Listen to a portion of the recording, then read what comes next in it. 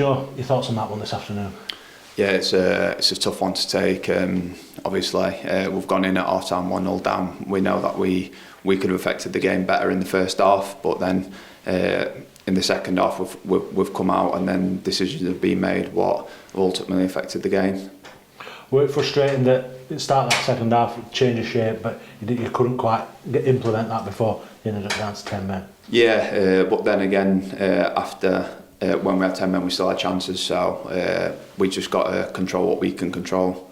Does that say an awful lot about this team, the manner in which kind of responded to that setback and then conceding the penalty as well, but you still kept pushing as long as you could? Yeah, we did, and obviously today it's not gone our way, but we can only affect what we can affect, so we need to learn quickly and get back to the training ground on Monday and then try and put things right in our next game. What was the atmosphere like in the dressing room afterwards? The manager said he didn't really need to go in on anybody. Kind of, you all kind of knew where you'd gone wrong today as a team. Yeah, that's the thing. We knew where we went wrong and where we need to be ultimately better. So as I said, we'll get back to training and then we'll try and put things right.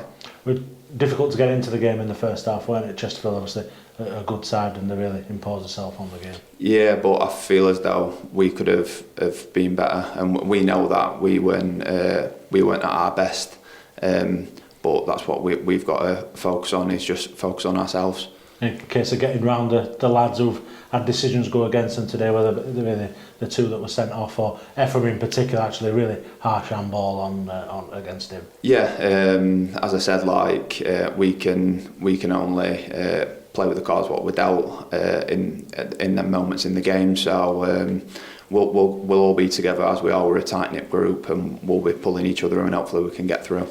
Ephraim in particular, being a young lad, does he need that kind of little arm around the shoulder in that situation? I think in any situation, teammates need to rally together, and that's what we'll do. And as I said, we're going to have to learn again from today, and then try and put things right on Tuesday. Yeah, got a quick opportunity to respond to this. Is that a welcome kind of quick turnaround? Yeah, as I said, it's not been we're not being at our best today, but again we've got to learn quickly, as I've said, and we've got to do our best on Tuesday and come away with the 3 points.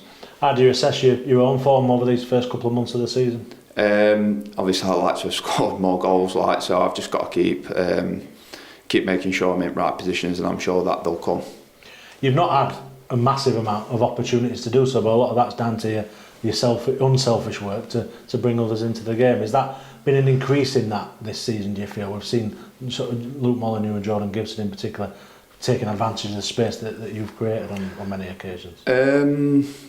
As I said, always my job for the team comes first, but my job for the team is ultimately putting the ball in the net. So I just need to keep focused, keep making sure I'm in the right positions, and I'm sure that it'll turn.